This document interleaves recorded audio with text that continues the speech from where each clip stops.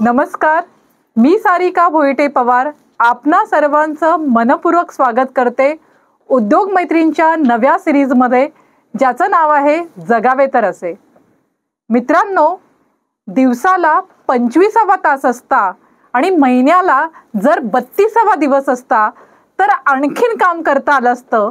इतकी कामाविषयीची असोशी ज्यांच्या मनात असते, हुश संपलं एकदाचं असं म्हणत खुर्चीमध्ये विश्रांती घेणं ज्यांना जमतच नाही, वयाच्या 82व्या वर्षीही एखाद्या तरुणाला लाजवतील इतकं काम करणारे, आपल्या मित्रपरिवारामध्ये के म्हणून ओळखले जाणारे आणि शून्यातून सुरू केलेला व्यवसाय 350 कोटीचा टर्नओव्हर करणारे, केवळ 2 कर्मचाऱ्यांपासून सुरू केलेल्या व्यवसायात आज 400 कर्मचाऱ्यांना रोजगार देणारे आपले आजच्या सिरीजमधील अतिशय तरुण असे उद्योजक पाहुणे आहेत. महाराष्ट्र इलेक्ट्रोमेकॅनिकल वर्क्स प्रायव्हेट लिमिटेडचे संचालक श्री केशव कुलकर्णी. आपण त्यांचं स्वागत करूया. Maharashtra electromechanical works private limited मार्फत मोटर रिवाइंडिंग व इतर मशीन शॉपची कामं होतात. Rewinding, repairs and maintenance of AC, DC Motors, generators यामध्ये कंपनीचा हातखंडा आहे. सध्या कंपनी मार्फत इलेक्ट्रिक मोटर्स मॅन्युफॅक्चरिंगचं काम देखील मोठ्या प्रमाणावर केलं जातं. Operation and maintenance of water purification plant यात कंपनीचे स्पेशलायझेशन आहे. टेमघर, TMC आणि KDMCच्या जलशुद्धीकरण केंद्राचं देखभाल आणि दुरुस्तीचं काम देखील कंपनी मार्फत होतं.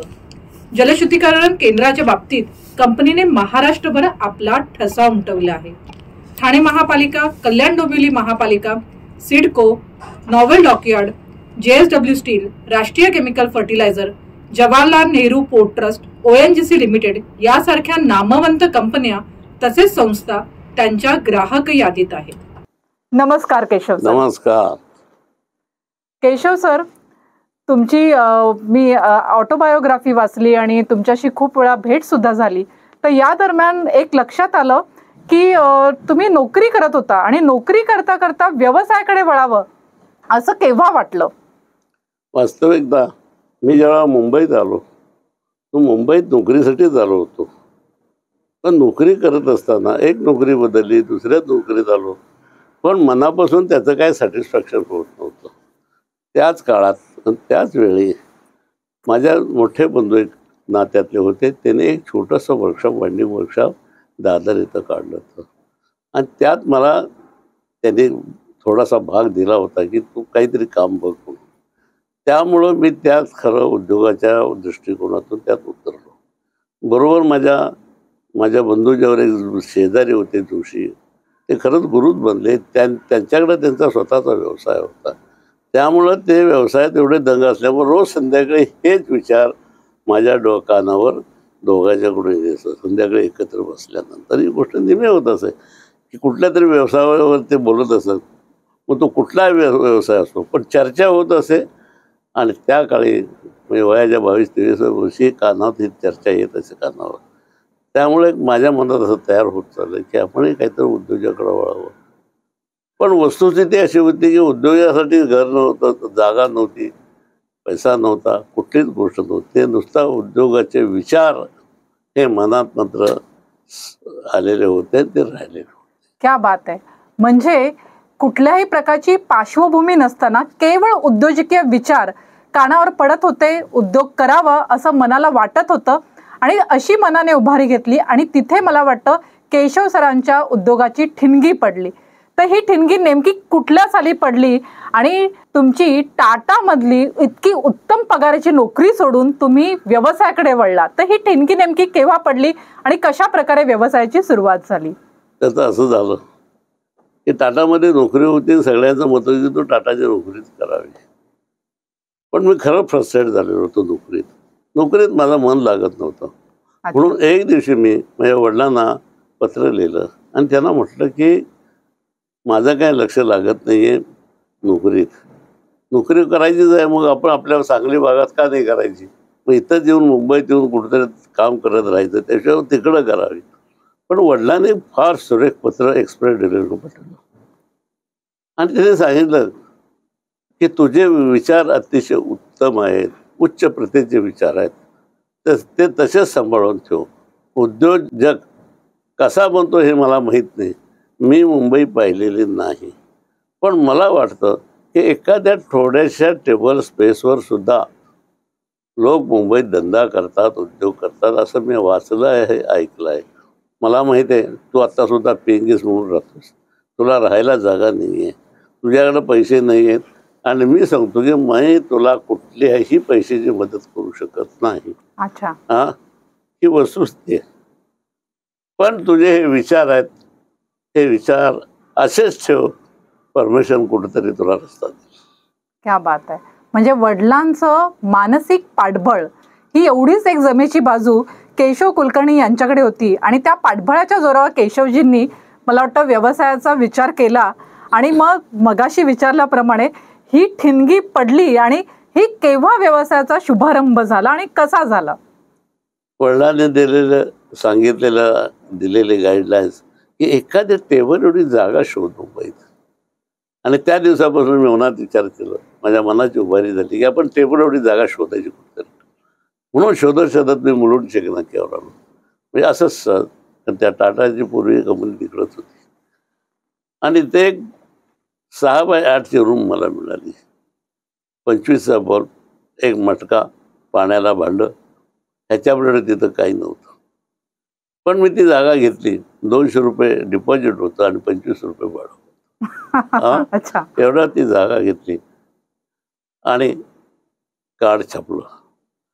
कार्ड छापण्यासाठी ती जागा पाहिजे होती, कारण कुठल्या पत्त्यावर आपण लोकांना सांगणार की मी धंदा सुरू केला. अशा रीतीनं माझ्या धंद्याची खरी सुरुवात झाली. पण कुणीही मला तसं काम देत नव्हतं, की जागा बघणं तर शक्यच नव्हतं. फक्त मी बोलून लोकांना सांगणार की मी व्यवसाय करतो, ह्याच्यावर कोणी काय उद्योग देत नसतं. परंतु चिकाटी कायम राहिली. त्यात मी नोकरी सोडून कामाला मागं लागल्यामुळं मला बाहेर कामं मिळाली, आणि काही कामं बाहेरच करायची असं ठरवून मी त्या उद्योजकाची सुरुवात केली. 1969.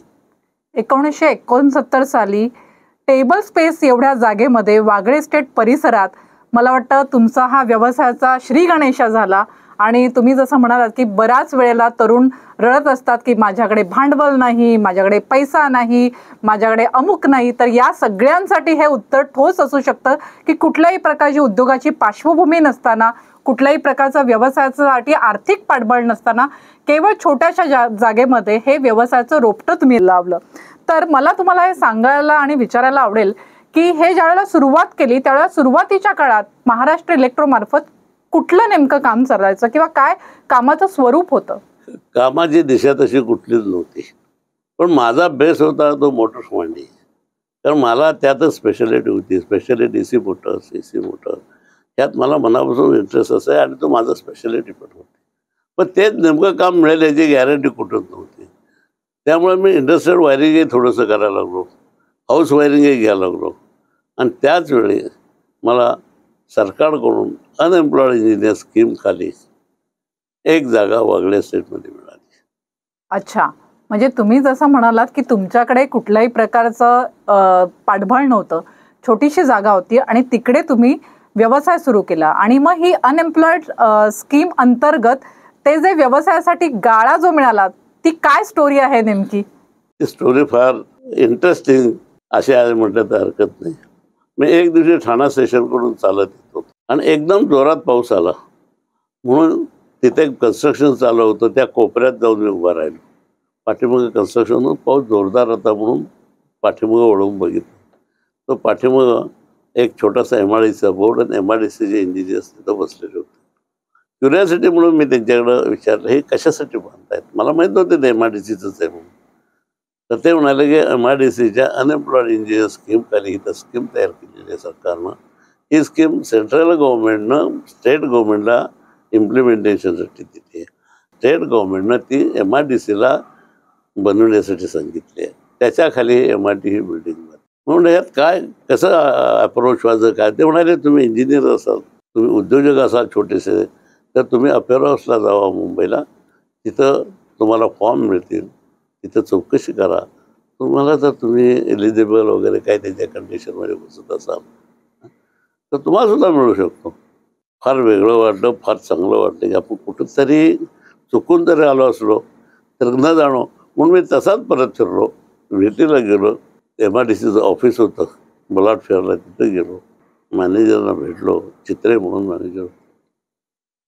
तर ते म्हणाले तुम्ही आता येऊन का, म्हणाले सगळे गाळे भरले तिथं 44, जागा नाही आहे. अच्छा. तर मी म्हटलं सर माझी तर खरंच युनियन प्रॉब्लेम्स आहे, मी छोट्या एका झोपडपट्टीत काम करतो. तर ते म्हणाले की ते तुमचं सगळं खरं असेल हो, सगळे असेच सांगतात, पण खरी वस्तुस्थिती आम्हाला माहीत नसते, पण तुम्हाला सांगतो तर गाळा नाही. तरी मी अट्टासानं बसलो. परत एवढा नाही कुलकर्णी काही करू शकत नाही. परत दुसऱ्या दिवशी तिथं जाऊन बसलो. म्हटलं आपण हा रस्ता सोडायचा नाही, बघू कुठेतरी रस्ता देतील. मग ते म्हणाले ठीक आहे तुम्ही आलाय तर तुम्ही आमच्या सुपरिटेंडेंटना भेटा. कुलकर्णी म्हणूनच सुपरिटेंडेंट होते आणि त्यांना भेटायला गेलो. तर त्यांनी ते भेटल्यावर त्यांनी माझं सगळं ऐकून घेतलं. म्हणाले बघा कुलकर्णी सगळे हेच सांगतात, पण वस्तुस्थिती अशी असत नाही. तुम्ही नक्की कशावर वर्कशॉपमध्ये काम करता, तुमचं झोपडीत वर्कशॉप कुठं आहे, हे नक्की काम चालू आहे का, हे कुठेतरी पडताळणी करावी लागेल मला. म्हणून त्यांचे जे चित्रे जे हे होते मॅनेजरना बोलून घेतलं. म्हणाले हे कुलकर्णींच्या बरोबर जावं त्याच्याला आणि त्याचं खरोखर वर्कशॉप बघा. अच्छा. आहे का, काही नुसत्याच गप्पा मारतात. मी म्हटलं सर नक्कीच यांना उद्याला घेऊन जातो, त्यांना दाखवतो, तुम्हाला नक्की खात्री पटेल, मग माझ्या विचार करा. आणि दुसऱ्या दिवशी खरोखर चित्रे मग मी 10:30 वाजता त्यांच्या ठाण्यातून घेतलं आणि वर्कशॉप दाखवायला दिलो. वर्कशॉप आतलं जे वर्कशॉप होतं ते एका नाल्यात होतं. ते नाल्यातून खरोखरच दगडावर उड्या मारतच यावं लागत होतं. ते खरोखर आले, आत बघितलं, खरोखर व्यवस्थित वर्कशॉप आहे. एक छोटंसं मशीन आहे, ड्रिलिंग ग्राइंडिंग मशीन्स आहे आणि 2-4 वाइंडिंगचे पंखे पडलेले आहेत. अशी वस्तुस्थिती तिथं दिसली. त्यामुळे खरोखरच आहे कुलकर्णी, यायला रस्ता मात्र मोठा कठीण आहे. म्हटलं साहेब इलाज नाही, जिथं मिळेल तिथं काम करणं आहे. त्यांनी तशी वस्तुस्थिती त्या कुलकर्णीने सांगितली. म्हणाले ठीक आहे, म्हणाले कुलकर्णी तुम्ही खरोखर छोटासा उद्योग सुरू केला, आम्हाला तुम्हाला मदत करायची आहे. म्हणाले वरचे सगळे 400 फुटाचे गाळे संपलेले आहेत, पुढचं शॉप्स आहेत, 10 शॉप्स आहेत, त्यातले 2-3 शॉप्स गेलेले आहेत, तुम्हाला एक शॉप मी 200 स्क्वेअर फुटात देते. तर म्हटलं साहेब माझा व्यवसाय इलेक्ट्रिकल वाइंडिंग आहे, 200 स्क्वेअर फुटामुळे मोठं कठीण आहे, मला काही करून तुम्ही 400 स्क्वेअर फुटा द्यावेत. त्यांनी काय विचार केला माहीत नाही म्हणाले आणि मला ठीक आहे 2 गाळे तुम्हाला देऊ. म्हणून त्यांनी मला ते 2 गाळे दिले आणि माझ्या खरं इंडस्ट्रीला ही सुरुवात झाली जुलै 1973. म्हणजे 1973 साली तुम्ही MIDCच्या त्या अनएम्प्लॉईड स्कीममधून 2 गाळे मिळवण्यामध्ये यशस्वी झालात आणि तिथे तुमच्या इंडस्ट्रीची खऱ्या अर्थाने सुरुवात झाली. पण हे सगळं करत असताना व्यवसाय वाढत गेला आणि कशा प्रकारे तुम्ही महापे येथे महाराष्ट्र इलेक्ट्रोमेकॅनिकलची मोठी फॅक्टरी उभारली त्याच्याविषयी जरा आम्हाला सांगा. एकदा व्यवसायात आल्यानंतर व्यवसाय हा वाढत राहतो, फक्त आपली चिकाटी, प्रयत्न, प्रामाणिकपणा आणि कस्टमरचं सॅटिस्फॅक्शन. सगळ्यात जर महत्त्वाची गोष्ट असेल तर कस्टमरची काळजी करणं जरुरी आहे. आणि जर आपण कस्टमरची काळजी करत असो तर वारंवार ते कस्टमर आपल्याला काम देत राहतात ना, आपल्या धंद्यातली वाढ होत राहते. एक्झॅक्टली हाच गुण ही गोष्ट मी मनात पकडून मला जे कस्टमर छोटे मोठे आले त्यांच्या बाबतीत काम करत राहिलो. त्यात मला सगळ्यात मोठा कस्टमर भेटला म्हणजे MIDC. MIDCचे वॉटरवर्क्स बऱ्याच ठिकाणी आहेत महाराष्ट्रात. त्यातलं पहिलं काम तारापूरच्या वॉटरवर्क्सचं मिळालं. अच्छा, म्हणजे रबाळ्यामध्ये ज्या वेळेला तुमचं फॅक्टरी सुरू झाली ते नंतर जे. अच्छा, ओके. त्याच्या अगोदर तुम्ही म्हणालात तशा प्रकारे वॉटर वर्क्सचं काम सुरू झालं. तर मग ते जे जलशुद्धीकरणाचं काय काम होतं नेमकं? वॉटर वर्क्सच्या सुरुवातीला जे काम सुरू झालं ते पहिल्यांदा त्यांनी दिलं ते काम, ते कम्प्लीट मोटर्स तिथल्या सर्व्हिस करून चालू करून वॉटर वर्क्स करून देणे, चालू देणं, ह्या प्रकारचं काम मला तारापूरचं मिळालं आणि ते मी यशस्वीरित्या केलं. तिथं असलेल्या मोठ्या मोटर्स, लहान मोटर्स, सगळ्या मोटर्स तयार करून चालू करून दिल्या. त्यामुळे MIDCमध्ये माझं थोडंसं नाव तयार झालं की ही एक व्यक्ती आपल्याच प्रिमायसेस काम करतो, ती आपल्याला उपयुक्त असं त्यांना वाटतं. त्यामुळे मग मोठ्या वॉटरवर्क्सच्या जांभूळ वॉटरवर्क्स, 12 आणि अशा ठिकाणी पाताळगंगा, अशा ठिकाणी मला वेगवेगळी कामं मिळत गेली. तसंच आजूबाजूला वागळे सेटच्या पुष्कळ इंडस्ट्री होत्या, त्यांची कामं मिळत गेली. कामाचा व्याप वाढत चालल्यानंतर थोडेसे फायनान्शियली पोझिशन सुधारत झाल्यानंतर ती 400 स्क्वेअर फुटाची जागा पुरे नसते झाली. म्हणून माझ्या डोक्यात विचार आला की आपण इथंच एखादी वागळे सेटला मोठी जागा घ्यावी. पण वागळे सेटमध्ये जागा अजिबात नव्हती. त्यामुळं आणि इंडस्ट्रीचा व्याप वागळे सेटमधला थोडासा चोकोप होत चाललेला वाटत. म्हणून आपण ठाणा बेलापूर रोड जावं, तिकडं मोठ्या इंडस्ट्रीज आहेत हा विचार करून ठाणा बेलापूर रोडकडं जाण्याचा विचार केला. आणि तिथं माप्यामध्ये मला MIDCच्याच मदतीनं त्यांच्या एक्झिक्युटिव्हने मदत करून मला एक अगदी कॉर्नरची जागा अशी मिळून ती म्हणजे A220 मापे. अच्छा, म्हणजे अशा प्रकारे तुम्हाला A220 हा जो प्लॉट आहे तो मिळवण्यात तुम्हाला यश मिळालं. तुम्ही मगाशी म्हणाल्याप्रमाणे केवळ चिकाटी, सातत्य आणि प्रामाणिकपणा आणि ग्राहकांशी असलेली सचोटीचा व्यवहार हा तुम्हाला कामाला आलाय आणि अशा प्रकारे तुमचं फॅक्टरी आहे ती सुरू झाली. मला सांगा की हे सगळं करताना बऱ्याच वेळेला उद्योजक असं म्हणत असतो की आमच्याकडे कामं नाही आहेत, आमच्याकडे भांडवल नाही. तर त्या उद्योजकांना तुम्ही काय नेमकं सांगू इच्छिता की एखादा उद्योग करण्यासाठी उद्योजकाकडे काय गुण असला पाहिजे? वास्तविकता उद्योजक म्हणला की त्याला पहिल्यांदा चिकाटी असायलाच. दुसरी गोष्ट, आपण आपलं सर्कल वाढवलं पाहिजे, कस्टमरचं सर्कल वाढवलं पाहिजे. भले कस्टमरकडं काम कमी असेल जास्त असेल, परंतु आपलं रिलेशन त्यांच्याशी कायम जागृत ठेवलं पाहिजे की ज्या वेळेला त्यांच्याकडे काम मिळेल ते आपल्याला शोधत आले पाहिजेत. हे चित्र आपण नेहमी कस्टमरच्या पुढे उभं करून ठेवलं म्हणजे काय होतं की कामाची कमतरता होत नाही, अजिबात कमतरता होत नाही. आणि दुसरी गोष्ट की जरी काही कमी जास्त झालं तर तोपर्यंत दुसरे क्लायंट आपण शोधून आपली कंटिन्युटी कशी ठेवता येईल याच्याकडे लक्ष दिलं पाहिजे. कारण कंटिन्युटी आपण जर कायम ठेवण्याचा मेंटेन केला तर आपल्याला काम कमी पडत नाही. पण त्यातूनही काम कमी पडलं तर कधीही अपसेट न होता आपण आपलं सातत्य, कामावरचं कॉन्सन्ट्रेशन वाढवत ठेवावं. ही भूमिका आपण कायम ठेवली पाहिजे. त्याचबरोबर आपले वर्कर्स, बाकीचे बँकिंग सिस्टीम आणि बऱ्याचशा गोष्टी धंद्यातल्या बारीक सारीक गोष्टी असतात त्या कायम हप्ता तत्परतेने हँडल केल्या पाहिजेत, वापरल्या पाहिजेत. जागेचं काही वेळेला काम कमी असलं तर जागेत काही सुधारणा करता येतात त्या करून घ्याव्या. असा आपला वेळ तिथं द्यावा. कामगारांच्या काय अडीअडचणी त्या बघून घ्याव्या. किंवा आणखी टूल्स वगैरे तयार करण्यासाठी आपल्या कृषीमध्ये मुभा हवी असते, ते जेव्हा काम कमी असतं तेव्हा तयार करणं तुम्ही असतं. असा आपला वेळ त्यात घालून आपण कायम इंडस्ट्रीज म्हणजे उद्योजकता आपल्यात निर्माण ठेवली पाहिजे. आपण तेवढ्यासाठी अपसेट होता कामा नाही की माझ्याकडे आता काम नाही, मी काय करू, पैसा नाही, काम काय करू. पैशाची तर चढचढी प्रत्येक ठिकाणी प्रत्येक उद्योगाला कायमची असते. त्यात व्यवसाय वाढत राहतो सुद्धा पैसा अडकत राहतो. पुढं जाताना पैसा आणखीन लागत असतो. मग त्यावेळेला आपल्याला बँकिंगचे व्यवहार वगैरे व्यवस्थित समजून घेऊ, बँकेकडून कसे पैसे घेतले पाहिजेत, त्यांना वेळेवर कसे दिले पाहिजेत, अशा कितीतरी बारीक सारीक गोष्टीचं आपण बारकाईनं लक्ष देऊन काम केलं पाहिजे. मग उद्योगाला कमतरता येत नाही आणि आपणही वैयक्तिकदृष्ट्या नर्वस होत नाही. म्हणजे एखाद्या उद्योजकाकडे महत्त्वपूर्ण गुण काय असले पाहिजेत तर त्याच्याकडे चिकाटी तर असली पाहिजे, त्याच्याकडे जिद्द तर असली पाहिजे, त्याचं बिझनेस नेटवर्किंग हे उत्तम असलं पाहिजे. जर त्याचं ते नेटवर्किंग त्याच्या कस्टमर्स बरोबर, त्याच्या सप्लायर्स बरोबर उत्तम असेल, त्याचं बँकिंग चोख असेल आणि तुम्ही जसं म्हणालात त्याचं HR मॅनेजमेंट जर उत्तम असेल, थोडक्यात काय त्याचं उद्योग व्यवस्थापन उत्तम असेल तर तो निश्चितच व्यवसायात यशस्वी होऊ शकतो. सर, तुमचा जो बिझनेस आहे मोटर रिवाइंडिंग आणि तुमचं मोटर मॅन्युफॅक्चरिंग शिवाय जो जलशुद्धीकरणाचा प्रकल्प आहे, या व्यवसायातील नेमकी आव्हानं काय आहेत? काय चॅलेंजेस तुम्ही फेस करता? काय चॅलेंजेस फेस करता?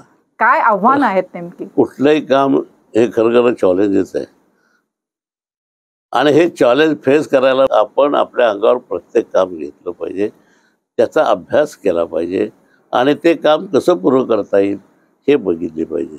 उदाहरणार्थ सांगतो की आमची रिपेअर इंडस्ट्रीमध्ये प्रत्येक जॉब हा टेलर मेड असतो. म्हणजे जसं टेलरला प्रत्येक येणारा कस्टमर हा वेगळा असतो, म्हणजे एक माप त्याला लावता येत नाही. त्याच्या पद्धतीने तो टेलर शिवावा लागतो तर तो कपडा बसतो. तसं हे प्रत्येक येणारा जॉब हा टेलर मेड आहे. कधी DC मोटर येईल, AC मोटर येईल, कधी पंखा येईल, कधी आणि कॉम्प्लिकेटेड मोटर्स. प्रत्येक जॉबमध्ये आपण सक्सेसफुली झालं पाहिजे. ते कसं केलं पाहिजे ह्याच्यासाठी आपण कॉन्सन्ट्रेट राहिलं पाहिजे. त्यातून आपली एक कष्टाळू वृत्ती, दुसरं आपल्याला मिळणारं ज्ञान आणि त्यातून मिळालेला सक्सेस हा मानसिक आनंद फार मोठा. आणि हा आनंद जर आपण कायम मिळत राहिलो तर आपल्याला पुष्कळ चांगल्या गोष्टी मिळू शकतात. उदाहरण एक आणखीन एक सांगतो. प्रीमियरमधून एक DC जनरेटर आला होता, जनरेटर मोटर, आणि त्याचं इन्स्टॉलेशन इम्प्रूव्ह होत नव्हतं. प्रीमियरचे इंजिनियर सुद्धा गोखले म्हणून माझ्या तिथंच बसले. ते अतिशय अर्जंट जॉब होता कारण त्याच्यामध्ये एक प्रीमियरचं मोठं काम थांबलेलं होतं. 4 दिवस आम्ही दोघं एकत्र बसून तो शोधत होतो काय फॉल्ट आहे. आणि अल्टिमेटली शेवटी आम्हाला त्याचा फॉल्ट सापडला की इन्स्टॉलेशन कसं इम्प्रूव्ह का अडकलं होतं, कुठंच थांबलं होतं. आणि ते आम्ही शोधून बरोबर काढलं आणि तो जॉब सक्सेसफुल केल्यावर खरोखर मानसिक आनंद जो असतो तो वेगळा होता. तो आम्ही दोघांनी फार अनुभवला. म्हणजे अशा बारीक सारीक गोष्टी नेहमीच उद्योगात येतात. म्हणजे उद्योजक हा आव्हानांनीच भरलेला असतो. कुठलाही उद्योग हा आव्हानांशिवाय आणि चॅलेंजेसशिवाय असू नाही शकत. मला अजून एक प्रश्न तुम्हाला विचारावासा वाटतो की सांगलीमध्ये मुलींसाठी जे तुम्ही वसतिगृह सुरू केलंय ते वसतिगृह सुरू करण्यामागे काय योजना होती? वसतिगृह सुरू करण्यामागं माझ्यापेक्षा माझ्या वडिलांचाच वाटा मोठा आहे. 1948 मध्ये 48 साली आमचं घर जळीत झालं आणि आम्ही खरोखरच बेघर झालो. त्यावेळेला एक तासगाव तालुक्यात आळते या गावी आमची थोडी जमीन आहे, तिथे येऊन आम्ही राहिलो. आणि वडिलांना असं वाटलं की ह्या ब्राह्मण कुटुंबात खेड्यात राहण्यात बरोबर नाही, त्यांनी शहरात कुठेतरी स्थायिक व्हावं म्हणून ते सांगलीला गेले. आणि सांगलीला तिथं त्यांच्या खासदार ओळखीचे होते कुलकर्णी म्हणून. त्यांना सांगितले की बाबा असं असं झालंय. ते म्हणाले तू आता काय विचार आहे. माझ्या मुलांचं शिक्षण कुठल्या व्हायला पाहिजे म्हणून मी इथे एखादी जागा शोधतो. तेवढ्याला माझ्या शेजारचा प्लॉट खाली आहे, तू घे, तुला मी देतो. आणि तो खरोखरच त्याने प्लॉट दिला. 500 स्क्वेअर मीटरचा प्लॉट होता. मला वाटतं त्यावेळेला किंमत 555 रुपये होती. त्यावेळेला त्याने घेतला. पण त्यानंतर आमचं घरातलं दुर्दैवी फायनान्शियली पोझिशन आमची कधीच सुधारली. मनात इच्छा होती वडिलांची आपण काही करता येत नव्हतं त्यामुळे आम्ही शेवटी खेड्यात येऊन स्थायिक झालो. आमच्या गावात लिंबाळतं म्हणून गाव आहे तिथं. परत शेती परत काय इकडं तिकडं करून सर्व सुरू झालेलं होतं. हे 70 सालापर्यंत असंच चालू होतं. 70 साली वडील आजारी पडले फारच. पण मिशन हॉस्पिटलला त्यांना दिलं. त्यांच्या तब्येतीत थोडीशी सुधारणा होत असता एक दिवशी आम्ही असं संध्याकाळी बसल्यावर मला म्हणाले, केशवराव तुम्ही तर मुंबईला तर स्थायिक व्हाल. धाकटे बंधू आहेत ते बाळासाहेब, तुम्ही त्यांच्याला घेऊन जावा. मोठे बंधू हे बँकेत आहेत आता, ते गावाकडली प्रॉपर्टी शेती बिती बघतील. प्रश्न राहील तो ह्या प्लॉटचा. मला वाटतं की हा प्लॉट आपण एवढ्या अडचणीत कष्टात घेतलेला आहे, पैसे नसताना दुसरे जाणून घेतलेला आहे. तर ह्या तुम्ही काहीतरी मुलींच्यासाठी काहीतरी करावं. कारण माझ्या दोन्ही मुलींना मी शिकवू शकलो. शिकला, मराठी 7वी पर्यंत शिकला, पण त्यांना पुढचं शिक्षण होतं त्यांना देता आलं नाही. ही खंत त्यांना. तर ते म्हणाले की मुलींच्यासाठी काय करता येईल तर बघावं. म्हणाले जर एखादं मुलींच्यासाठी हॉस्टेल वगैरे काढताल तर बघा. असं सर बोलता बोलता गुरु ती गोष्ट माझ्या मनात राहून गेली. आमच्या मोठ्या बंधूच्या माझ्या मनात राहून गेली. मोठे बंधू काहीच करू शकतो पण ते तसंच राहून गेलं. ते 2015 पर्यंत ती जागा तशीच होती. अच्छा. कारण आम्ही आमच्या व्यवसायात लागलो, इकडं अडीअडचणी निर्माण होत चालल्या. पण तिकडं एकदा अतिक्रमण आलं त्या जागेवर म्हणून आम्ही तिथं गेलो आणि ठरवलं काय ते हॉस्टेल बांधायचं. आणि इमिजिएट त्याला सुरुवात केली. खरोखरच सुदैवानं 1 स्ट्रोकमध्ये आम्ही ते हॉस्टेल उभा केलं 4 मळ्याचं. क्या बात आहे. आणि आज तिथं 55 मुली तिथं राहतात. अतिशय सेल्फ कंटेन असं ते हॉस्टेल आहे. सांगली तर उत्तमपैकी 1 नंबर हॉस्टेल आमचं आहे. मुलींच्या जेवणाची सोय तिथं आहे. सकाळच्या ब्रेकफास्टपासून संध्याकाळपर्यंत सगळी व्यवस्था बारकाईनं लक्ष दिलं जातं. म्हणजे एकंदरीत मुलींच्या शिक्षणाला प्रोत्साहन मिळावं आणि त्यांना शिक्षणामध्ये त्यांच्या कुठेही खंड पडू नये म्हणून सांगलीमध्ये वडिलांच्या आग्रहाखातर तुम्ही त्यांचं स्वप्न पूर्ण करण्याच्या उद्देशाने मुलींसाठीचं वसतिगृह सुरू केलं. ही खरोखरच अभिनंदनीय बाब आहे. सर, मला तुम्हाला विचारायला आवडेल की स्वानंद कुलकर्णी तुमचे सुपुत्र ते सुद्धा तुमच्या सोबत या व्यवसायात आहेत, तर त्यांचं पदार्पण व्यवसायात कधी झालं आणि त्यांची एकंदरीत त्यांचा काय रोल आहे ह्या सगळ्या संपूर्ण तुमच्या व्यवसायात? अतिशय चांगला प्रश्न विचारला आहे. कारण आजचे जनरेशन्स हे आपला देश सोडून दुसऱ्या देशात पळतीये. शिक्षण झालं की माझ्या कितीतरी उद्योजकांची मुलं उद्योग सोडून दुसऱ्या देशात अमेरिकेत इकडे जाऊन स्थायिक राहतात. पण माझ्या त्या बाबतीत मी मोठा नशीबवान आहे. रोटरीमध्ये असल्यामुळं एक्सचेंज स्टुडंटच्या स्कीमखाली त्याला मी अमेरिकेला पाठवलं होतं. अच्छा. तो अमेरिकेला 1 वर्ष राहून आला 10वी झाल्यानंतर. आणि आल्यानंतर मला एकच म्हणाला, बाबा मला परदेशात जाऊन राहायचं नाही, मला इथं भारतातच राहून काम करायचं आहे. बस हा एकच मुद्दा मला अतिशय आमच्या दृष्टिकोनातून, इंडस्ट्रीच्या दृष्टिकोनातून फार महत्त्वाचा आणि भाग्याचाच ठरला असं मी म्हणेन. की त्यामुळं त्याचं कॉन्सन्ट्रेशन जगाच्या बाहेर कुठं नसताना फक्त आपल्या इंडस्ट्रीवर काम करायचं आहे, ही त्याची प्रामाणिक भूमिका आणि त्याच्यातली जबरदस्त त्याचं धंद्याविषयीची गोष्ट मनात ठसून राहिली. आणि इंजिनिअरिंग पुरं तो मला इंजिनिअरिंग पुरं केलं. इंजिनिअरिंग सुरू झालं, संपलं नाही संपलं तोपर्यंत त्याच्या अगोदरपासून तो कंपनीत यायला सुरुवात झाली. आणि ती येत असल्यामुळं त्याला बऱ्याचशा गोष्टी वास्तविकता माझ्या त्याच्या अगोदरपासूनच तो 8वी 9वी झाल्या असल्यापासून तो कंपनीत येतच होता. पण इंजिनिअरिंग झाल्यानंतर तो अगदी मोठ्या ठामपणानं इथं यायला लागला आणि कामाला सुरू झाली. आणि तो जसा इथं आला त्याचबरोबर आम्हाला सुदैवानं सिमेन्स कंपनीनं एक अतिशय चांगलं ओपनिंग दिलं, ते मोटर मॅन्युफॅक्चरिंग. क्या बात आहे. आणि स्वानंद येणं आणि ते मॅन्युफॅक्चरिंग हाताशी येणं ही गाठ एकदमच पडली गेली. आणि तो त्यानं सर्वस्वी ते इतक्या ठामपणानं अतिशय उचललं आणि स्वतःच्या इंडिपेंडंट प्रमाणात सिमेंटच्या मोटर आम्ही मॅन्युफॅक्चरिंग करायसाठी दुसरं युनिट ओपन केलं, जे आत्ताचं जे 220 होतं त्याच्या जवळजवळ 53 मोठं हे युनिट आम्ही ओपन केलं. अतिशय आणि सिमेंटच्या मध्ये एक अतिशय चांगला नंबर 1चा वेंडर म्हणून नाव खरोखर आमच्या कंपनीनं स्वानंद म्हणूनच मिळवलं असं मी म्हणेन. क्या बात आहे. म्हणजे स्वानंद जे ज्यावेळेला व्यवसायात आले त्यावेळेला त्यांनी मोटर मॅन्युफॅक्चरिंग या क्षेत्रामध्ये पदार्पण केलं आणि केवळ AC मोटर्स आणि DC मोटर्स रिपेअरिंगपर्यंत जे काम थांबलेलं होतं किंवा तिथपर्यंत सीमित होतं ते काम मॅन्युफॅक्चरिंगपर्यंत गेलं आणि त्याला दुग्ध शर्करा योग म्हणजे सिमेंट्सची तुम्हाला जोड मिळाली आणि सिमेंटचं काम मिळायला लागलं आणि स्वानंदजींच्या व्यवस्थापकीय कौशल्यामुळे ते काम वाढत आणि बहरत गेलंय. मला अजून एक तुम्हाला प्रश्न विचारायचा आहे की तुम्ही रोटरीमध्ये अतिशय सक्रिय आहात, तर रोटरीमधील कामाचा काय तुमचा अनुभव आहे? रोटरी म्हणजे ॲब्सेंटी फार आहे, हा रोटरीचे पहिल्यापासून तक्रार आहे. अच्छा. पण एखादं जर प्रोजेक्ट आणलं आणि दिलं तर ते सक्सेसफुल करायचं या बाबतीत मी फार कॉशियस आणि कटाक्षानं करत असतो. त्यांनी इनोव्हेटिव्हचं एक मोठं प्रोजेक्ट घेतलं. अच्छा. आणि ते इनोव्हेटिव्हचं प्रोजेक्ट पूर्ण होऊ शकत नव्हतं. अशा अवस्थेत असताना त्यात TMC, industrial development corporation, police commissioner हे सगळे असताना रोटरी त्यात समोर ते काही सक्सेसफुल होत नाही असं वाटत असताना माझ्याकडे ती जबाबदारी दिली गेली आणि ते अतिशय सक्सेसफुली मी करून गावदेवी मैदानात एक मोठं एक्झिबिशन भरून दिलं इनोव्हेटिव्हचं. त्यापासून मलाही कॉन्फिडन्स आला की आपण असं काय एखादं मोठं प्रोजेक्ट आलं तर खरोखर आपण करू शकतो. त्यानंतर आता ह्या कोविडच्या मध्ये मला वाटत नाही की आपण काहीच करत नाही आहे. कोविडमध्ये तर इतक्या लोकांच्या मदती आहेत, इतकं लागतंय, लोक इतक्या अडचणी येत आहे. मग माझ्या मनात सारखा विचार आला की आपण व्हेंटिलेटर का देऊ नये, व्हेंटिलेटर शॉर्टेज फार आहे.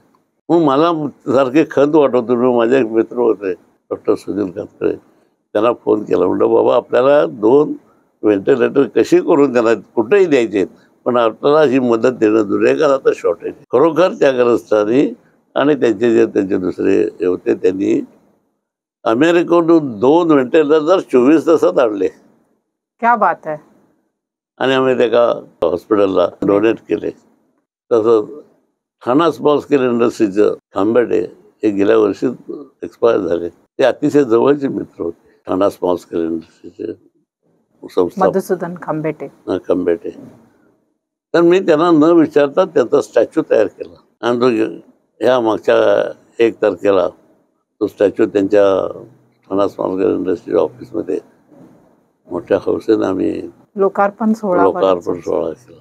मी अशा काही गोष्टी सार्वजनिक गोष्टी असतात त्या ज्या ज्या वेळेला संधी मिळते त्या वेळेला आपण केल्या पाहिजेत. हे असं ह्या जरी गोष्टी असल्या तरी मी गावात एक शाळा, ज्या शाळेत मी शिकलो ती शाळा खरोखर 1938 साली माझ्या वडिलांनी सुरू केली आणि 1950-52 साली फक्त 2 खोल्या वडिलांनीच बांधल्या त्या गावाच्या मदतीनं.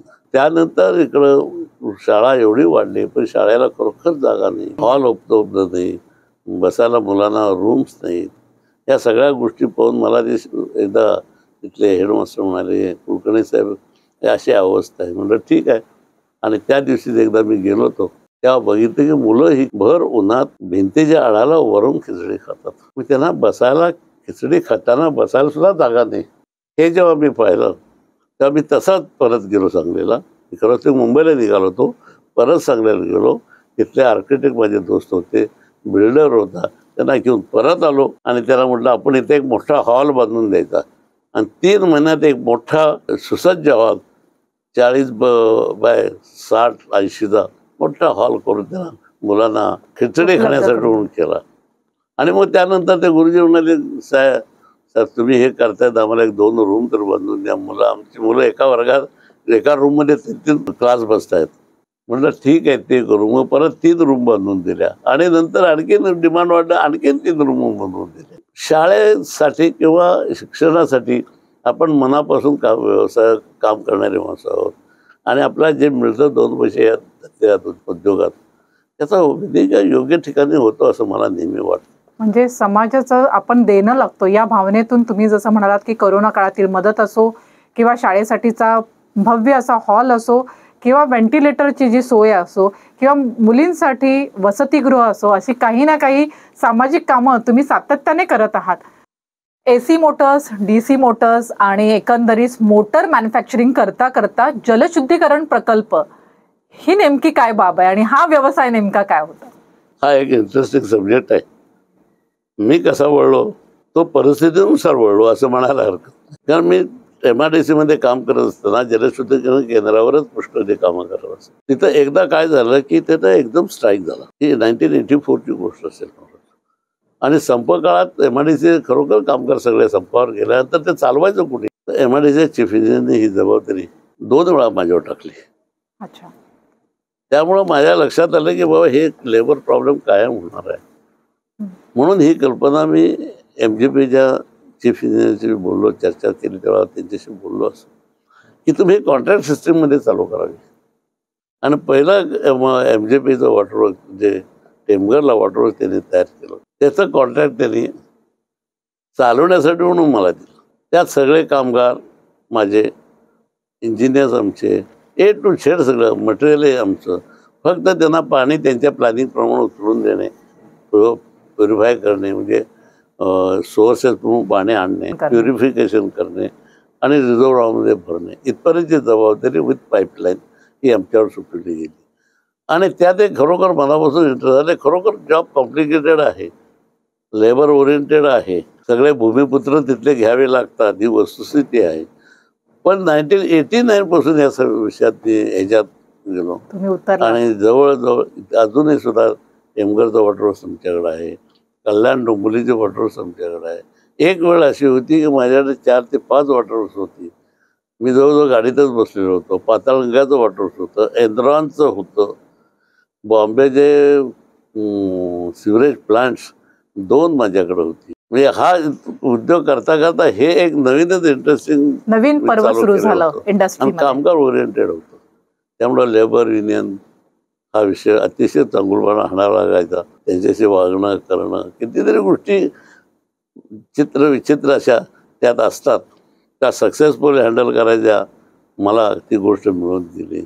जर वेळ असेल तर 1-2 मिनटात सांगतो की एकदा काय झालं की ठाणा टेमघरचं वॉटरवर्क्समध्ये की मला हे नवीन टेंडर हाताशी मिळालं आणि कामगारांनी सांगितले की आम्हाला हे टेंडर तुम्हाला मिळाले आम्ही मिनिमम वेजेसमध्ये घेणार नाही का पैसे. आम्हाला 5th पे कमिशन जे सरकारनं निर्माण केले त्याप्रमाणे आम्हाला पेमेंट मिळावं. आता मिनिमम वेजेसप्रमाणे टेंडरमध्ये आहे आणि यांना 5th पे कमिशन कसं देते सरकारनं अजून दिलेलं नव्हतं कोणाला, तो पण हे कामगार आठवून बसले आणि ते काय ऐकायला तयार नव्हते. त्यामुळे कमिशनर ठाण्याचे कमिशनरने मला बोलवून घेतलं. म्हटलं साहेब हाऊ इट इज पॉसिबल, कसं शक्य आहे, आपण देऊ शकत नाही त्याला. हां, मग त्यांनी मला कलेक्टरांच्याकडे पाठवलं.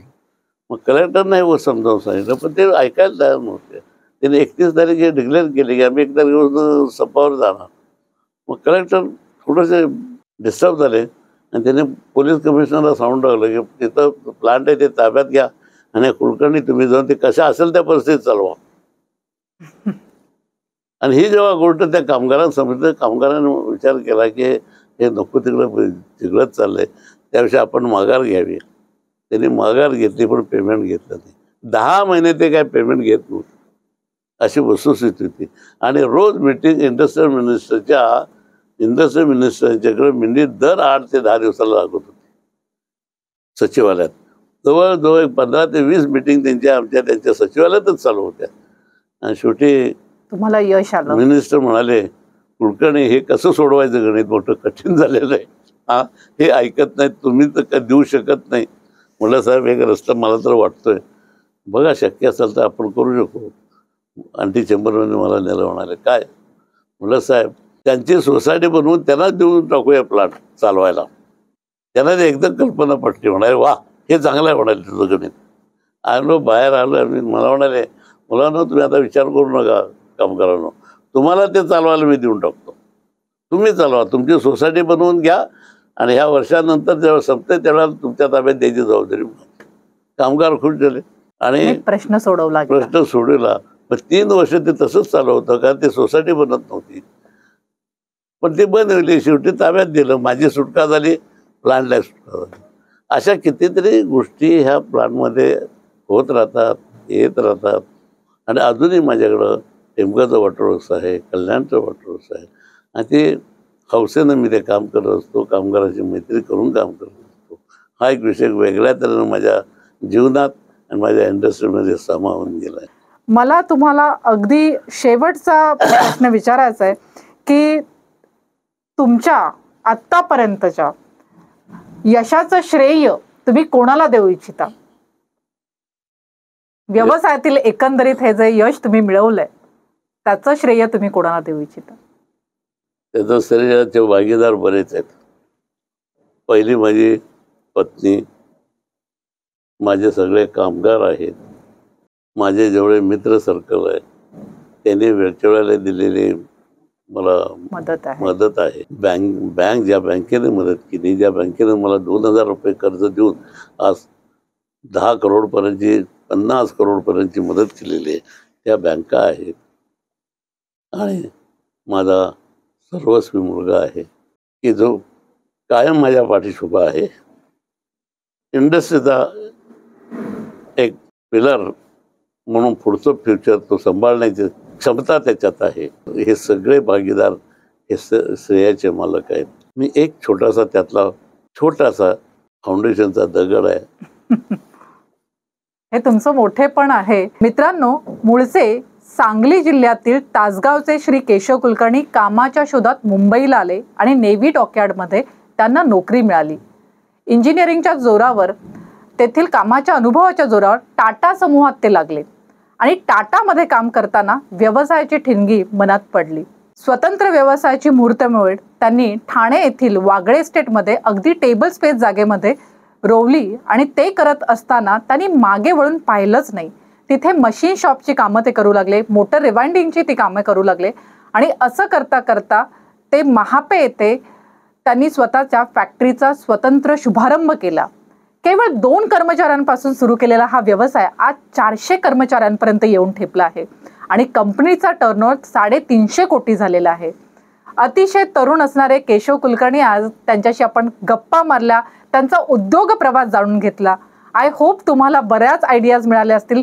तुमचे बरेच प्रश्न असतील तर ते प्रश्न तुम्ही कॉमेंट बॉक्समध्ये जरूर पोस्ट करू शकता. केशव सर, तुम्ही आमच्याशी गप्पा मारलात, आम्हाला वेळ दिलात, त्याबद्दल आपले मनपूर्वक आभार. Thank you very much. तुम्ही माझा हे एवढा इंटरव्ह्यू घेतला, हां, याबद्दल धन्यवाद. थँक्यू.